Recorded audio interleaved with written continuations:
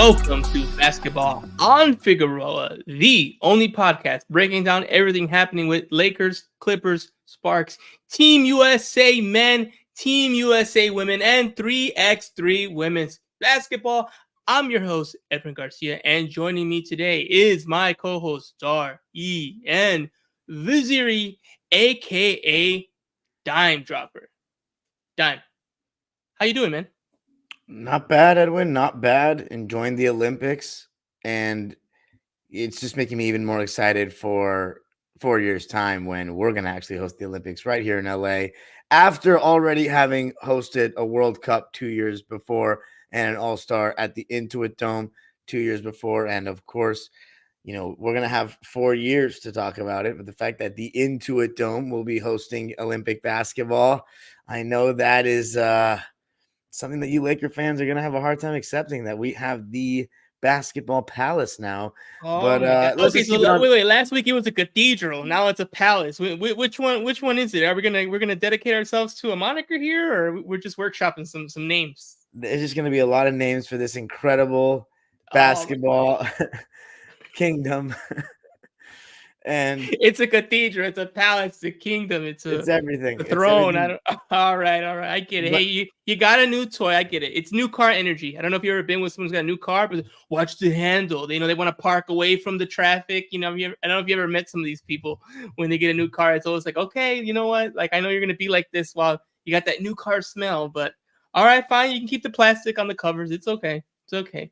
But yeah, well, I'm doing pretty good too. USA Olympic basketball overall good. We'll talk about the 3x3 because that wasn't where we wanted it to be. But yeah, I mean, no hate on Paris, but like we're gonna kill that opening ceremony. One, it was raining. I know what you're saying. You can't control the weather.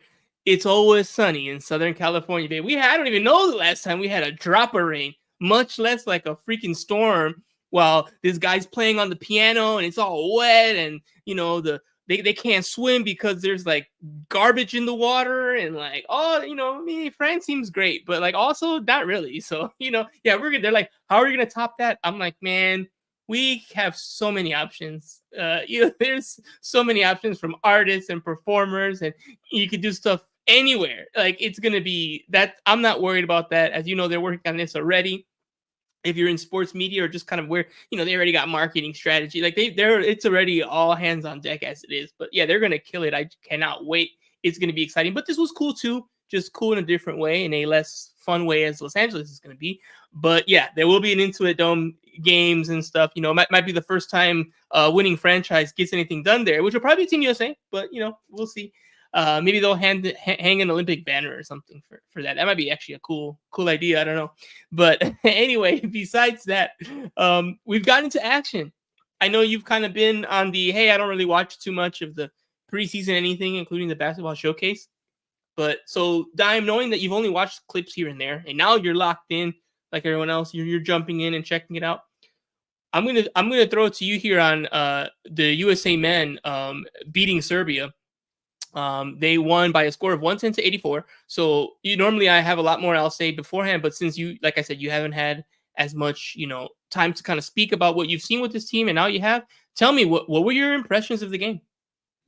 well, the first thing I'm looking at is the starting lineup. When you have so many great players, what combination of guys are you going to go with? You know that Steph Curry and LeBron are going to start, given their seniority, their legendary status. KD, I expect him to start as the games go on and the healthier that he gets, but he was coming off injury, so he comes off the bench. The Embiid conversation, I know we'll probably harp on that in this episode, but he's clearly just had that spot, even though he hasn't shown that he's necessarily earned it or has played up to the standard of what we need in that starting spot for given the options that we have. But we knew he was going to probably start. And then Devin Booker, to me, it's not hard to figure out. And I talked about this when I went live to talk about the game. It's not hard to figure out why Devin Booker's starting, in my opinion. He's a very good catch and shoot player. He works quickly off the catch. You can use him in a lot of off-ball sets. He's a very solid off-ball mover. The ball doesn't really stick with him. He usually makes quick decisions, doesn't take too many dribbles on his isolations. And that's a guy you want next to LeBron. My initial impressions, though, were that we came out extremely lazy, lethargic, particularly Steph and Embiid. I am a little bit worried about Steph defensively, but KD, Devin Booker, and Ant-Man, their shot making kind of restored order.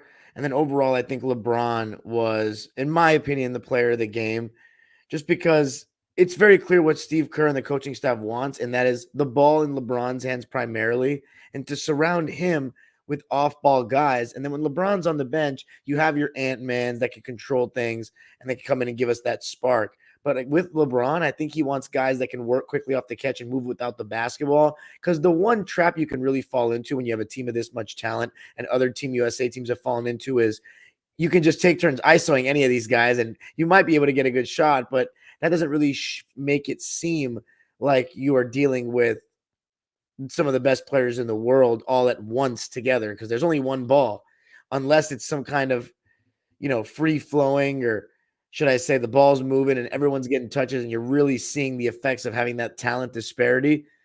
Then sometimes it can get stagnant. But that's with a coach like Steve Kerr and with players like Steph Curry, they don't want to fall into that trap. If it does, that's just because that's the way they're playing. But I definitely think that the staff with Spoelstra and Mark Few, they're not de-emphasizing off-ball movement. I thought the one thing we could do a little bit better next game is keep trying to push the pace off of misses and turnovers. LeBron was actually the one, in my opinion, that was leading that charge of advancing the ball, throwing it up ahead, which is literally like, I watched the first two Dream Team games actually a couple of days before just because I was curious. And that's something I saw that they were doing so much, is catch outlet. And when you have this level of athleticism and these kind of players, that's something I want to see even more of. But I mean, I thought, like most USA games, it was the same with the women, and we're going to talk about them as well. But as the game went on, you just see the talent gap shows itself. And it's usually the fact that our reserves are literally some of the best players in the world, and the other team's reserves are just very solid players. And the craziest stat was that we tied 81-81 with Jokic in the game. I thought that was insane. And then outscored by 26 when he was out. That part doesn't surprise me. I'm more surprised that they were even able to keep it even with Jokic on the court. But at the end of the day, it's about beating Serbia, not about beating Jokic. And we're going to do that. And 26 points, commanding win. Got some shots, some threes made for Steph and Devin Booker. But LeBron, my player of the game. Kevin Durant, incredible as well. Yeah, Kevin Durant, I mean, he lived up to his name, right? Easy money sniper. It was easy money for him. He had no problem, dominating. It was absolutely sensational. And he hadn't played, as I'm sure you already know, in the USA basketball games, hamstring issue, and how those things can be. It can kind of continue laboring. So they didn't risk it, which was smart. And he was ready to go for the first game. And oh my goodness. And ready to go enough that he played. He probably should start. But again, with the injury, it's like, well, let's ease him in. We'll use him how we need him and stuff like that. I mean, he was incredible. 8 for 9 from the field, 23 points. It was an absolutely sensational, some of the best basketball I've seen from him in a while, just because of the stakes, the context, right? It's high stakes. The game wasn't a foregone conclusion at the time. It was like kind of in the mix and what's going to happen. And he said, "Hey, I got this. Just give me the ball. I'm literally not going to miss." It was ridiculous. He went on an absolute heater.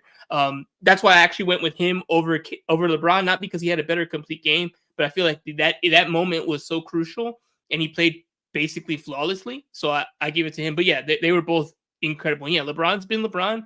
I think it's been so funny. We talk about like the stakes of basketball going higher, and like you get to learn more about basketball truths and where the game's at when we get to these levels. And another thing I think people need to realize, which I'm seeing a lot of, and I'm sure you're seeing it on the timeline as well, is don't compare apples to oranges. This is FIBA Olympic basketball. So like why isn't Joel Embiid's definitely better than Bam, let's say. It's like maybe, but not in this context. And this is the context that we're talking about, right? I'm not trying to build an NBA team. I'm trying to win the gold medal, right? And same thing with the Tatum stuff, which I definitely think he should have played somewhere, but I understand how we ended up at a DNP. The team needed different things, and they went to different players for it. It was just a natural flow of the game.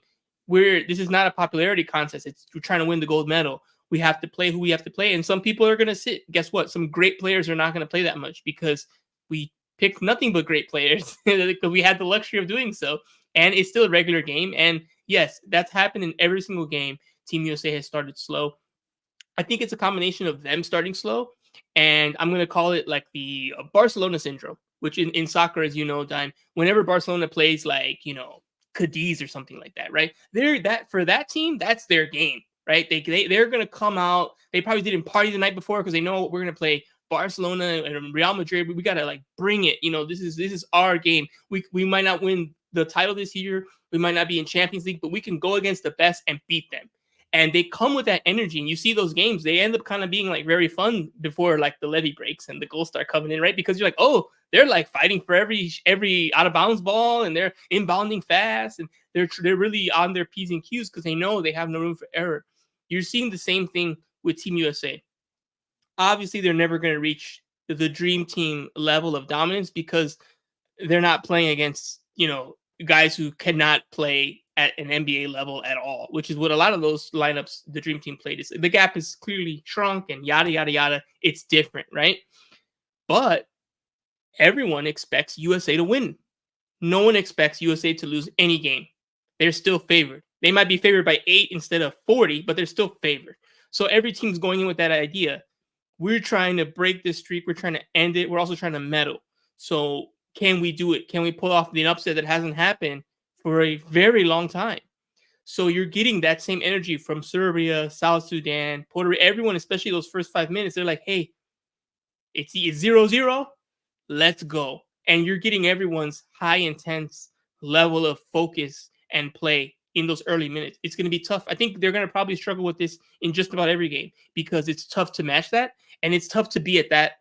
One of my friends always says you can't fake desperate. These teams are kind of starting out desperate because they're like, if we don't get going, LeBron's gonna start dunking and Steph's gonna start. We could get blown out tonight. We could lose by 40 actually if we don't start good because they could just get hot and we can't match them. So we got to bring our best right away. So they're gonna have to deal with that because that's not gonna change. It's not gonna change in the group stage. It's not gonna change moving forward. So they have to be careful and make sure that they find a way to match that energy as much as they could. A 10-2 start is not where you want it to be, which is why I don't think Embiid should be starting. He's not shown in any of these games that he has the offense to do it. He hasn't shown that he has the defense to do it. Bam, AD, pick who you want. They've both thoroughly outplayed him in every single game, pretty much unequivocally. I don't know if they're going to make that change. It feels to me like they're dead set on starting Embiid, and they like Embiid.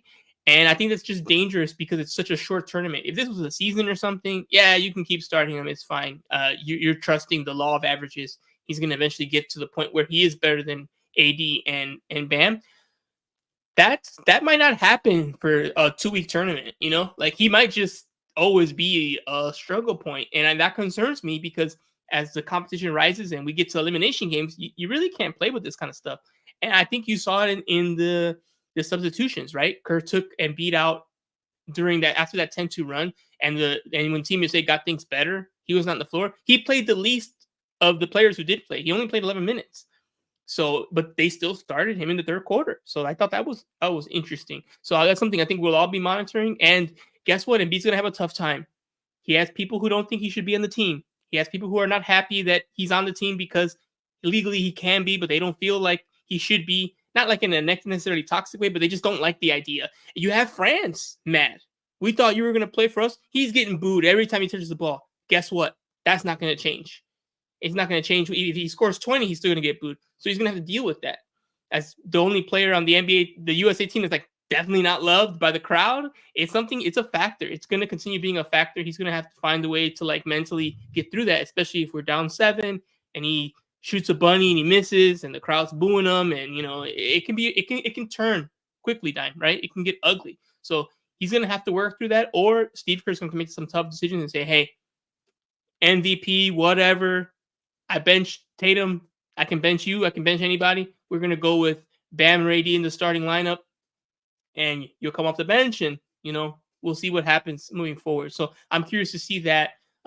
Derek White definitely had a good game. I think that goes underrated. Again, he's doing all the dirty stuff. He's doing all I'm seeing more now why they picked him. You need some guys, even on a team like this, to just know their role, play good on the ball. He had a couple of nice steals, set the screens, keep that ball moving and flowing. A good way to do that is when a guy's as self-aware as Derek White can be like, look, I'm around a bunch of rock stars. I'm going to just keep this ball moving and I'll take a shot if it's wide open. But if not, I know we can get a good look if I just keep the offense flowing and do my job defensively, rotating, and when I have on ball, opportunities. And he did that. I was like, I saw a lot of plays where I'm like, okay, I see it. Like I get it. You maybe need someone who's willing to, do the dirty work and bring the lunch pail and say, hey, I'm gonna do the stuff that I will die for the ball and stuff like that. And maybe LeBron shouldn't die for a ball, right? Stuff like that. I'm gonna get it done. So I like that from Derek White. I think that was underrated. And yeah, I mean, it wasn't perfect because things got a little dicey during that first half, but once they settled,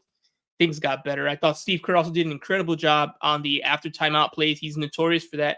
That last minute bucket he got for, I believe, KD with like 3 seconds when they called so many timeouts and they were like trying to move the ball and everything. And in my head, I'm like, why are we even like so thirsty for this one possession? It's supposed to be halftime. And then I saw how he executed. I'm like, oh, that was so good. I'm like, yeah, that was sweet. So I liked all that. Anything else you want to add to the conversation, Dan, before we move on to the women's game? Drew Holiday, we didn't mention his name yet. I mean, starting and showing why, and it's clear that the coaching staff wants at least one point of attack defender out there. You mentioned Derek White, Drew Holiday, and it's interesting for them because they don't really have to adjust in any way. They just got to play the exact same game that they play in Boston with this Team USA, and the fact that Drew Holiday shot well as well is just a cherry on top of the sundae. So yeah, Drew Holiday's such a good baller. You're right. I talk about it all the time. It's just not on the pod right now, but he's so underrated. He's so essential to a championship team, having a player like Drew Holiday. But again, he's not flashy enough. He doesn't have stands because he doesn't do like incredible ISO, like, step back threes. But it's like, if you watch him, he's a baller. And like you said, there's certain players you don't even have to really like implement like that.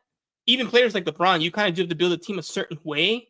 You don't need, it doesn't matter what team you have. Drew Holiday will be a plus for your team. It doesn't matter who's on it and what the construction is. He's the kind of player you could put him in any team in the NBA now. You can put him in any team in the 90s, 80s. Like, he'd work great. He'll be fantastic. Great two-way player. Just such sensational. And there's no surprise he's won a couple titles and maybe a couple gold medals after this. That's not a coincidence. He doesn't have that cachet because he's not such a great like individual one-on-one offensive player like that. But man, yeah, if we have Drew Holiday in the starting five on any team, I would love Drew Holiday in the league. That would be amazing. Oh my God. But no chance of that anytime soon. So, all right.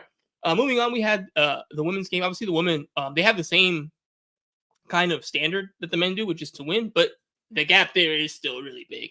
And this game was an interesting one because they probably could have won by more, but they actually won by the same amount, 102-76. So they had the same point differential as the men. So it kind of evened out overall. But yeah, the levels the women's team can just get to is just otherworldly, because while that the world is also catching up there, it's just, again, it's kind of like the timeline's like 20 years back on kind of everything.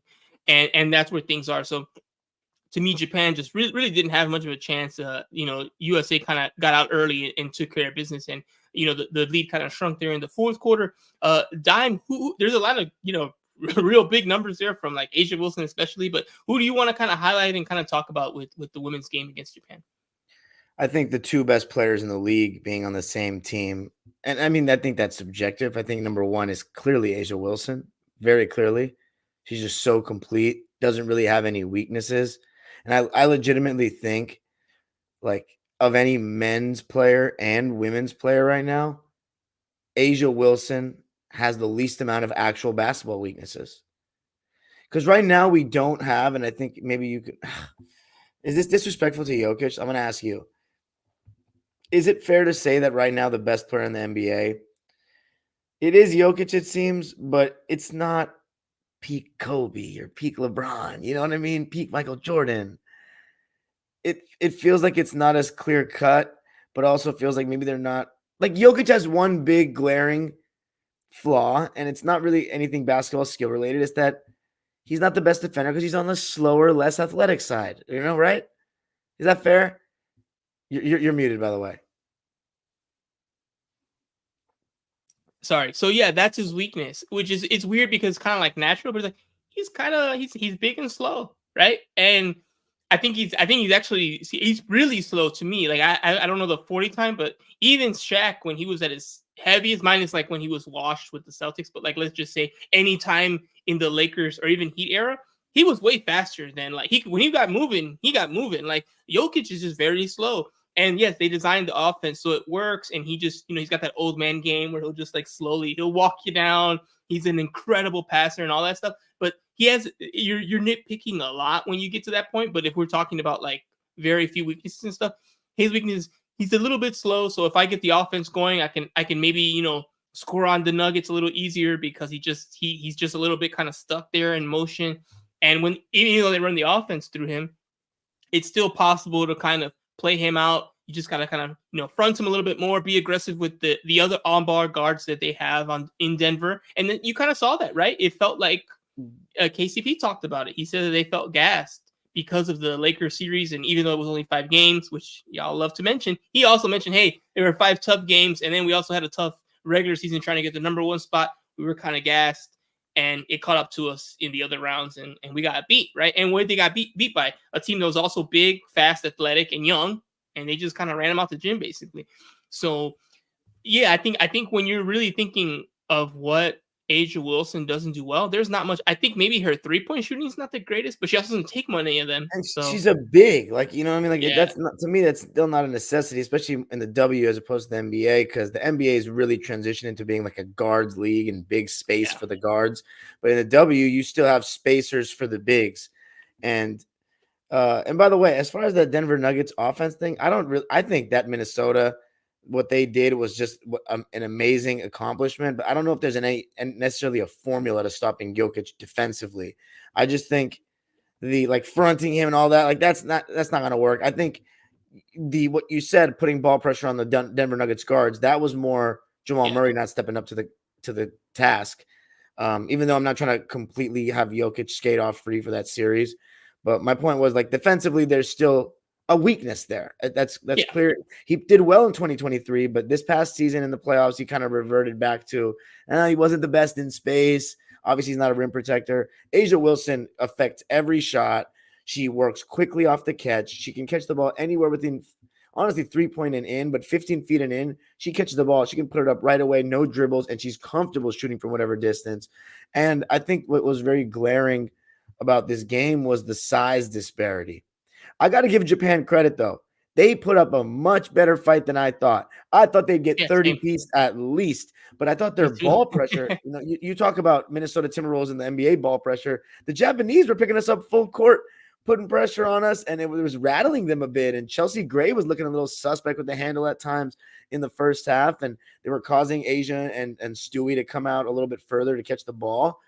But I think the main reason they were in the game, this even with the ball pressure thing, was they were raining threes in the first half, and we were missing every three.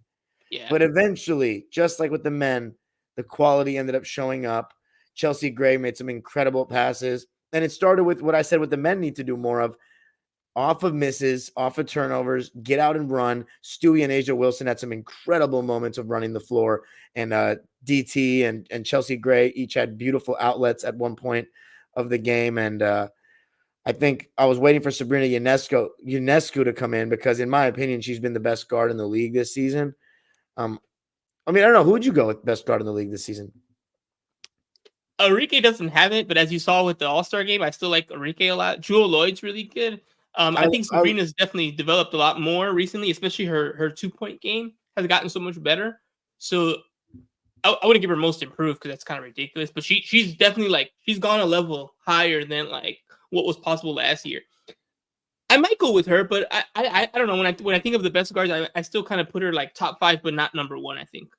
Well, I'd say this. It's not Caitlin. I think Caitlin's really come along No. though lately, but it's not Caitlin. Enrique, I love Enrique. She's one of my favorite players in the league, but she just kind of has a job of I'm the one shot creator on a Yeah, I was team just that's gonna get it up there. Yeah. battered by injuries.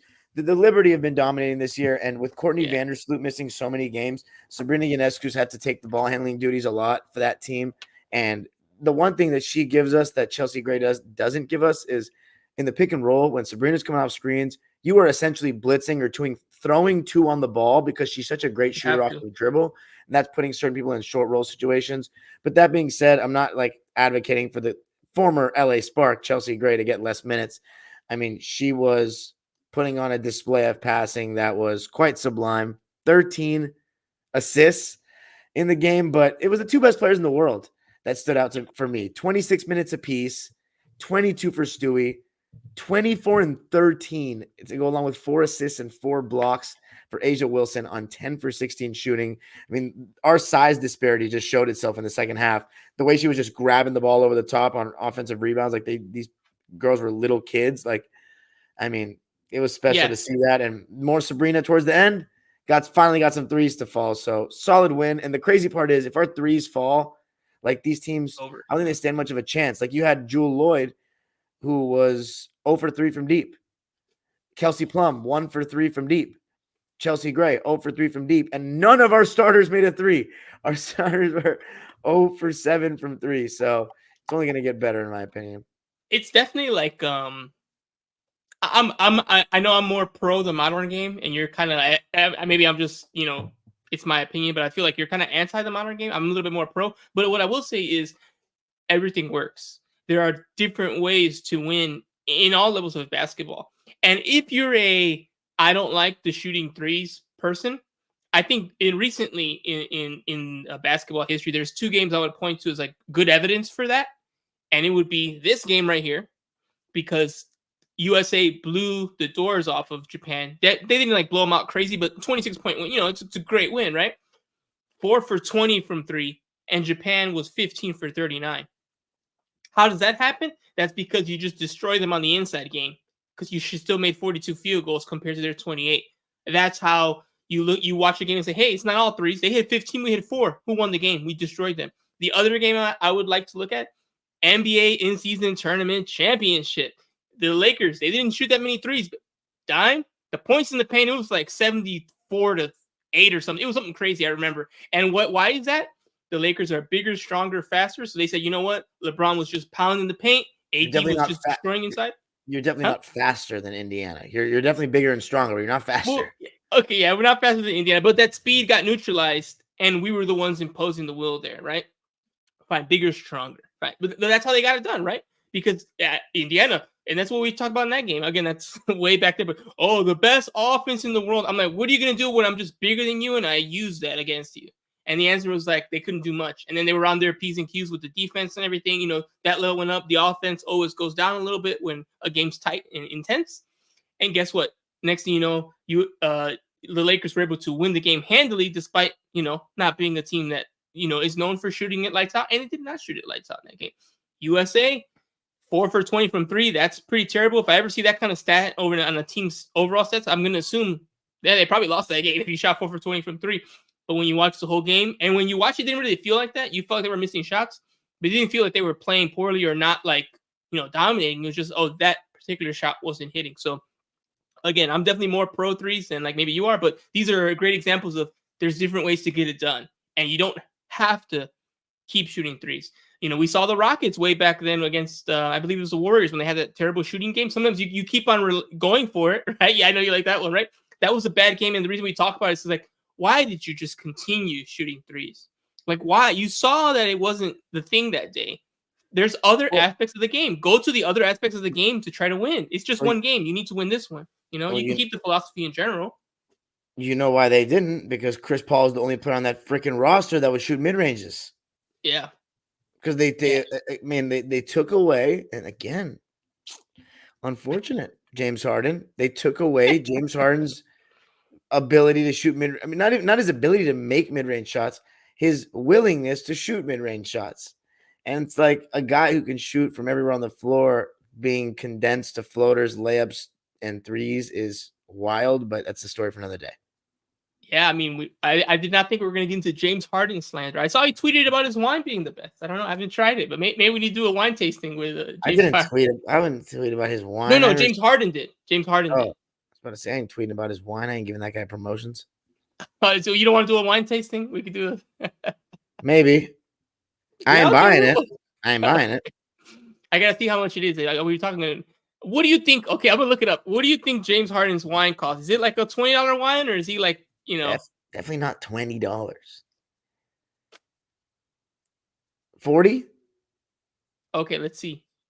I gotta put in that I'm old enough. Hold on, let me go ahead and put it here. Oh my What god. year was I born? Okay. I might rather have Lobos tequila than this. Oh yeah, we gotta do it. Yeah, that'd be pretty good. Lobos tequila. All right, let's see. According to, you know what? It's not that bad. I can Uber Eats it for $17.99. Obviously, it's gonna be fees to that, but that's Okay. not bad. All That right. means if I probably go to Bevmo, I could probably once again, if you're not of the age, I mean you can hear the conversation, but we are not condoning or promoting the Well, consumption of alcohol. Just a speaking of conversation. promotion, got to give a shout out to our sponsor, Sports Spider. If you're tired of searching multiple websites for sports news, sportspider.com has you covered. They collect articles, videos, pods from around the internet, organize them by their favorite teams. So if you want to check the Clippers tab, the Lakers tab, you'll probably see work from both of us on our respective channels and websites that we work for. And if you want to stay as updated as possible on your Lakers and Clippers, hit the link in the description to check out sportspider.com. Edwin, where are we going from here? All right. Well, unfortunately, we're gonna have to go to 3x3, and I say unfortunately because so far high pressure, but execution's been there from the men, and the women took care of things the next game. And unfortunately, this morning, at least in the West Coast, because in the East Coast, I think it was technically like just hit lunchtime. Team USA lost against Germany, 17-13. Tough game once again. I know 3x3 is still freshly new for a lot of people. It's kind of grown to what it is now, where it was in the Olympics last year, and the women qualified and won gold, and they're defending their gold medal here. But it's 8 teams. You play all 7 because you're one of the 8, of course. And then at the end, the top 2 get automatically placed into the semifinals, and then the next batch of teams fight for that, kind of like a loser bracket for those final 2 spots, and the bottom 2 get eliminated. So you at least got to be top 6 to have hope, and ideally you want to be one of the top 2. So you have some room for error, but not much. And unfortunately, Team USA couldn't get it done. They lost. Things started off good time. Again, it's a very fast game, literally 10 minutes long, and it's over. It's old school basketball. First to 21, we're shooting 1s and 2s, and when you get a rebound, you have to take it out and take it past the 3-point line before you can actually score. It's that kind of street ball. It's literally outside. They got the music freaking bamming. DJ Molsky would have been pretty good at this. I think he should have been in Paris. Dude, is this a promotion for DJ Malski 2028?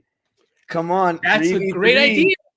DJ Molsky 2028 Olympics. Yeah, we got a clip to see if he'd be down to do it. That would be so good, actually. Oh, I think he'd be down to do it. We just got to make sure he can do it. We got to put it in the air. Yeah, we got to put that's exact. Yeah, we'll treat it just like a Sparks game. I'll be writing about Team USA.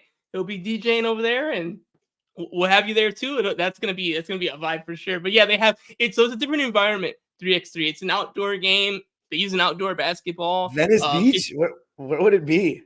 Ooh, that'd be really good. That'd be way too. That logistically, that would sound like a nightmare. Yeah, they'll probably have to. Well, I don't know. I haven't looked up. They might even have this information available because as you know, they started to kind of leak. Hey, the track and field's going to be here, and like hey, the basketball's going to be the Intuit Dome. Yeah, the Intuit Dome's going to get. So I don't know whether. I don't think we have any good like outside courts like that, like where like fans go to. So I'll be curious to see. I might do some research after this and see if they've kind of talked about something.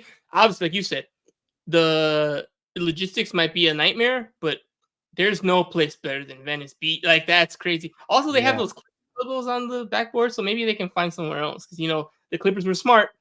They went for literally a battle of LA. They've gone for billboards, they've gone for backboards, and they've gone for backpacks. They're trying to indoctrinate our children into Clippers culture. I've seen it. Very smart, very smart. But I paid attention when I started seeing all the. And again, they also paid. Shout out to Ballmer. I don't want to give him his flowers, but he's smart. He also paid for a lot of renovations to those parks, and that's why that's part of the partnership. We renovate it, put the Clippers logo there. Speaking of Clippers logos and renovations, we got to start having the renovations for all these parks and recs, and take that stupid old logo out of there and replace it with the new one. Yeah, that's part of it. That's an expensive thing to do, but yeah, they do have to get that done as part of the rebranding and all of that. Which is why logos and doing that's expensive. It's like, okay, we got to change it on jerseys. We got to change it on the site. We got to change it. Like you said, it's everywhere else. You want everyone to kind of associate the brand with this fresh new look. And that means out with the old, and out with the old is expensive. But yeah, I think Venice Beach would be incredible. That would be awesome. Not sure, like you said, how they're going to do that, or if they're going to build up, what they're going to build to make it work, and also be regulation. So, but we'll see. But yeah, that's the vibe for it. Again, 10-minute game, literally 10 minutes. That's it. It's first to 21, and if no one reaches it, it's over with whatever the score is. And here it was 17-13. USA started off good time. I thought we were on our way to an easy win. I think it was like 5-0. And I'm like, oh, great. We're going to just let's knock it out. Guess what? They went on a 6-0 run themselves, Germany. And then it was a back and forth game. And things just got really tight. So I'm going to throw it to you. What were your thoughts on the game? And what were your takeaways? A kind of surprising loss from Team USA here. Interesting style of play. Oh, it's just so hard to guard the pick and rolls because so much space on the court. So it's quick decision making, quick communication. It really comes down to how are you going to defend these pick and rolls.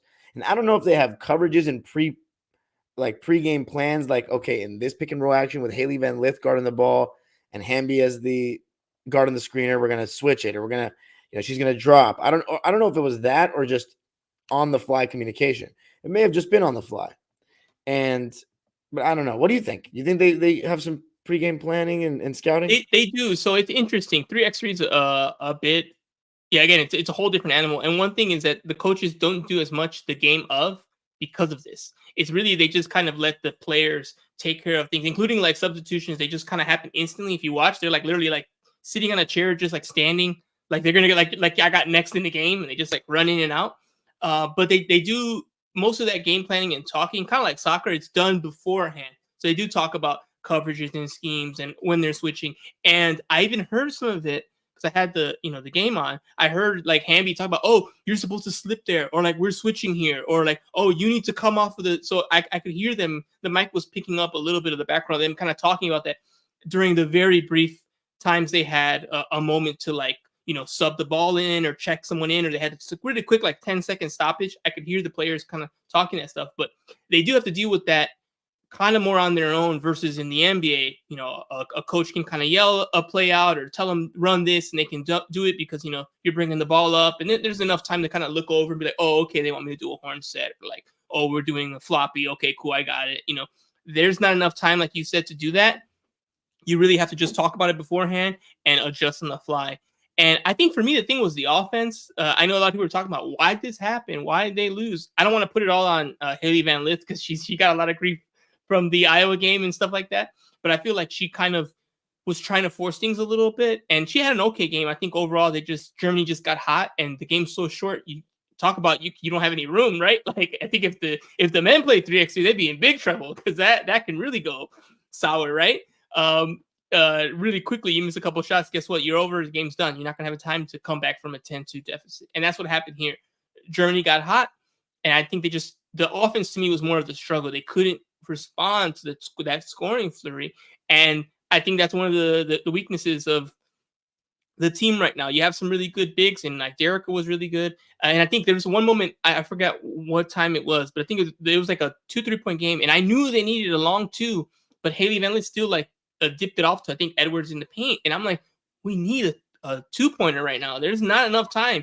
And I forgot if they made it or didn't make it. But the point was, it was part of the whole thing of kind of securing the loss here. It's we needed a 2 there. And it was can you also get a long distance shot off when you need one? And it felt like they couldn't get that separation. Like you talked about the pick and rolls. They couldn't get a shot. And she didn't want to just chuck it, which makes sense. But it's we really need a 2, which I mean a 3, of course, but it's we need some long range points here, and we couldn't get them. So I'm definitely nervous because they lost, and that's bad, right? They can easily get eliminated here, but they also lost last time. They lost deeper. It was the second or third game, not the first one, but they did lose last Olympics in Tokyo, and they still won the gold. They lost one game, they didn't lose again, and they took care of business. So it's definitely a little bit of a panicky moment. But we'll see what happens. And last year, that team was really good. They had Nafisha Collier, they had Plum, Dolson, and I forgot who the other fourth player. So they kind of had all WNBA players. While here, Haley Van Lith in college, they have another kind of veteran, and then they have 2 WNBA players. So I think, and they also have a lot of experience. Many of them played in the FIBA World Cup 3x3 and other tournaments, so it's not like they just put this team together.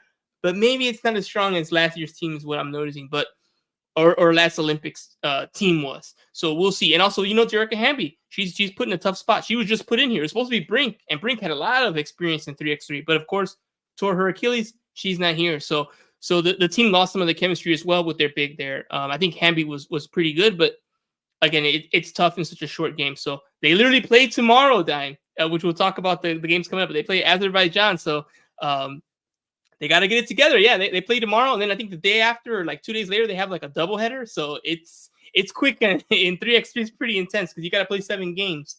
So it's going to be a rough one. I'll tell you, I mean, just to finish off on that, I think Haley Van Lith, though, was our only player that could create anything off the dribble, though. She was scoring, and Dearica Hamby, the pick and roll with her and Hamby was great. We've seen Hamby on the, as the roller all season long has just been exceptional. But I'm not going to lie. What's the woman's name that's not in the W right now? Oh, I forgot her name too. Let me look it up. Go ahead. Well, while you find it, she did nothing, in my opinion, and I'm just being honest. Like she just didn't have a very good game. She didn't contribute in any way to me. And then Ryan Howard, I expected a lot more. She's a very good player on the Atlanta Dream. She didn't really get any buckets, and I know that sounds like simplistic analysis, but it's 3-on-3. You got to create your own shot. You got to get buckets. And all these girls, the German girls coming off the screen, they were letting it fly and they were hitting. As you said, we just didn't match their offense. It was Haley Van Lith, ISO or pick and roll. We got some good looks, but we needed a little bit more from Ryan Howard, in my opinion. That's what's we're gonna really need if we're gonna win. We'll beat Azerbaijan, but you know what I'm saying? Because if we see Germany again, they got shooters. Yeah.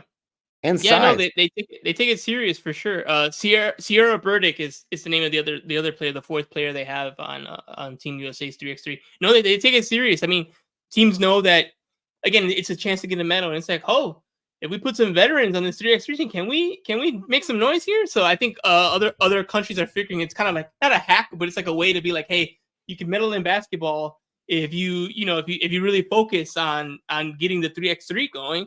And I think countries have done that. I've definitely seen countries kind of like stack it a little bit and say, hey, let's try to get a medal here.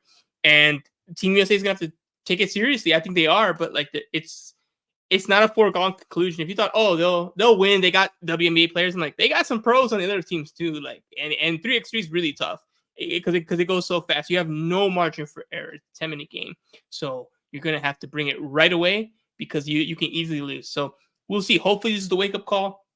Like you said, I think the trio, Van Lith, and Howard and Hamby will be like the ones who have to take more. Maybe Sierra can start stepping it up a little bit, but they'll have to figure it out. And now they know, at least hopefully they got it out of the way. They lost the game. Again, they had control early, and it's not like they got blown out or anything. They could have definitely won this game. So let's see if they can kind of shape up here, because if not, yeah, it can get tricky because these teams are coming after them. So it's going to happen. All right, so I think now we'll go ahead and look at the games coming up, because we got games happening pretty quickly here. Like I said, tomorrow we actually have 2. We have the USA men versus South Sudan again. They played them Dime in the basketball showcase. 1-point game. If LeBron misses that shot, they lose that game. So what do you think happens on the rematch for a game that actually counts because it's an Olympic game? What's going to happen? USA wins by somewhere between 20 to 30 points again. Oh, wow. Okay, so you think they're really going to, handle it? Serbia should be better than South Sudan, in my opinion, but we'll see.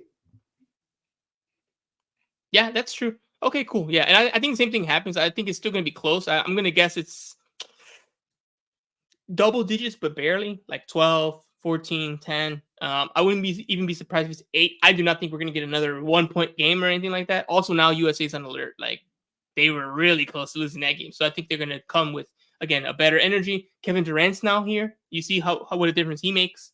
So they also are a little bit healthier. So I think they're going to take care of business. All right, and then we have USA, Azerbaijan happening like 30 minutes in, like 12:30. So me and my boss are going to split duty. I think I'm going to jump on the 3x3 one and kind of miss a little bit of South Sudan, at least live, while I cover that. Do you think USA bounces back and gets the win there in 3x3?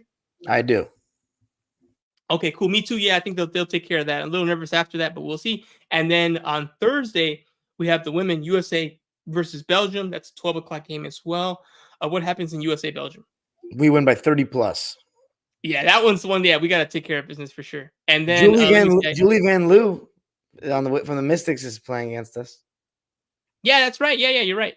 And then we have also, let me just pull up the 3x3 schedule. They have 2 games, the women's. That's right. They play twice in one day, which is, again, 3x3 is wild. They play Australia at 7 in the morning, and then they got to play Spain. Oh, sorry, 7. That's East Coast time. They play Australia at 4 in the morning, West Coast. And then at 12:30, they got to play Spain. So they got a double header. They got back-to-backs in the same day. That's ridiculous. What do you think happens against Australia and Spain? Is USA going to win those games, or is it a little dicey there? I don't know who's on Australia's team. Do they have any WNBA players on that 3-on-3 squad? I believe they do not, but they're I think they did win their recent game. I think Australia, Spain, Germany, and China, I believe, won all their games. So they're a formidable team. You know what? I'm just gonna go with USA winning both, just because. Yeah, me too. I'm gonna go pro USA the whole way. I'm like, let's see what happens. Hopefully the results are there, but we're not sure. So optimistically, they'll take care of business. And then yeah, so they have a doubleheader that day. And then on Saturday we have the men and women playing. We got USA facing Puerto Rico, which I can't wait because that's the dream team game. They gotta go, they gotta blow them out. And then we got USA Germany, which is gonna be a little more formidable. Yeah, it's gonna be USA Germany women's. It's gonna be interesting. So for the men's side, that's my prediction. They're gonna win. They're gonna blow them out. I think that's the game. Hey, if people are in their feelings, that's the game where you play Tatum a little more if you have to, or you give Tyrese Halliburton some run because you're like, hey man, I think you can. Like I said, I think Jose Alvarado will get a couple of cheap steals with his try hard emotions, and he'll put them up on IG. And USA will beat Puerto Rico by 50. There's no Carlos Arroyo. I don't know if he's gonna be in the stands. He might be in the stands cheering him on. That might be a fun moment, but I think they'll take care of business. And same with USA Germany. What are your predictions for these 2 games? I got USA beating Puerto Rico by 30 plus men. And then the women, I think they'll actually win that game, but I think it'll be between 15 to 20 point win. Okay. Yeah, no, I think that's probably fair on both accounts. So, all right, cool. And I think that wraps up all the games, at least before we have another pod for sure. Because then obviously we have to see what happens with the groups. Technically everyone can be disqualified, but I'm sure USA, and at least in the men and women's, will definitely advance 3x3. It's a little dicey. So we'll see. I think the other game they have is a double header as well. Team USA on August 2nd against France and Canada. Those are 4 a.m. and 9 a.m. games, and they play China on August 3rd, which is on Saturday, and that one's going to be a 11:05 game. No, 10:05 game in the morning. So yeah, their early games are definitely the 3x3 games. So we'll be on the lookout for that. And if you can't catch them live, then watch the playbacks on Peacock and on the NBC Olympics website. You can get the recaps there. It's really, I get that they have to protect their IP, Dime, but it's really frustrating that you really can't share any videos of like the Olympics, or you can't see anything. And like, it's been weird watching. I know the Premier League's like this too, where they're very like on it with like their content, but it's like, we're just trying to share it on social media. Like, it really sucks that I just got to see a still of LeBron dunking because like no one can share the video, and it's like it's less fun. But I get it. They paid a lot of money for that stuff, and it is easily watchable. But it just kind of sucks that like the social aspect kind of gets taken away by all the rules and restrictions. Yeah, definitely. I wanted to give a shout out, by the way, Leah Rue, 31 and 15 amazing for China. She almost did it. She almost did it by herself. So fantastic from from Lee. She was fantastic. It was amazing. They pushed it to the limit and just they just couldn't squeeze out the win. But yeah, she did everything. Yeah, incredible game. Also, Kia Nurse is playing for Team Canada, and we have Stephanie Talbot in Australia. No one won because China lost, as you just mentioned. Australia lost, and so did Canada. Nigeria got their first like win in the women's basketball in like 40 years or something like that in the Olympics. I think the last time they won was 2004, I believe. And and they just won the other day, unfortunately, with Kia Nurse there. So that stunk. So hopefully there's some more progress for the Sparks players there. On the Lakers perspective, the only other player is Rui. Obviously, he's part of that France game where, I mean, come on. What a BS call. I thought the FIBA game was a physical. They got a little arm tug on France, and they were like, get him out of here. Unsportsmanlike. Hand on the shooter's hip. I mean, first off, you should not be guarding him that tightly when you're up by 4. No, not that. I'm talking about the Rui getting ejected. Oh, I didn't see that yet, actually. Oh my goodness. Let me see if I can find it. Yeah. Dude, it was ridiculous. He literally like just shot going up. He just kind of held the arm too much when they were like trying to take it, and he wouldn't let go of it as they were going down. And they reviewed it. They said it was an unsportsmanlike foul, and he already had one, so they ejected him for it. It was ridiculous. Well, I also don't think that the one you were talking about, I'm like, I don't know, that should be a foul, but whatever. It happens. You're right. You definitely want to avoid contact in that scenario, even if you got to give them a kind of a decent look at 3. Or also, that's why some people say, it's foul. Future Pat Riley, JJ Redick, he said that you always foul when you're up 3, and they were up 4. So, like, we'll see how that works out with the Lakers, but that wouldn't happen with the Lakers under their new leadership, because they would have just instantly fouled and said, hey, so you got to earn it on the line. Forget it. You're not going to give him a 4-point play for sure. So, hey, Coach JJ Redick making an appearance on this Olympic podcast today. So you love to hear it. All right. And I did look it up. There's a website, Dime, for LA's 2028 Olympics that actually details where the events are happening for what sports. And for 3x3, the official statement is venue coming soon. So they haven't announced where the venue is going to be. So whenever that comes out, I'll let you know and we'll talk about it. But so far, they have not finalized what the venue is going to be for 3x3 basketball. But I'm excited because there's some really cool ideas now that we talked about it. I didn't think about it until you mentioned it, but there can be some really good options. And of course, for basketball, they got this stadium here. They just put it's funny. They just put not to put LA's Olympic people on blast, but they have a picture of the Intuit Dome, but they just call it Arena and then put the locations Inglewood, California. I'm like, it's got a name. It's the Intuit Dome. Like, come on, y'all. You got to get it together. Get in the website and clean it up a little bit because it's got to be right. But yeah, there's a picture there with your little, what do you guys call that HoloLens or whatever? Huh? Your screen? The Halo board. It's imitation of SoFi. Yeah, it is. Yeah. They got the little picture there with the little Halo board and like a fake sold out arena of fans because they haven't had one yet. But there you go. Yeah, Intuit Dome's going to be hosting the basketball, the 5-on-5, 3x3. We're going to figure it out. So, all right, but that's literally 4 years away. So we'll talk about it as we get closer. For right now, we're in Paris with Lee USA taking care of things for the boys in blue. Hopefully they can take it home. And we'll see, hopefully, the same thing with the women and 3x3 to be determined. We'll find out. So that's the end of episode 37 of Basketball on Figueroa. I'm Edwin Garcia. That was / is Zarian Viziri, a.k.a. Dime Dropper, and we out.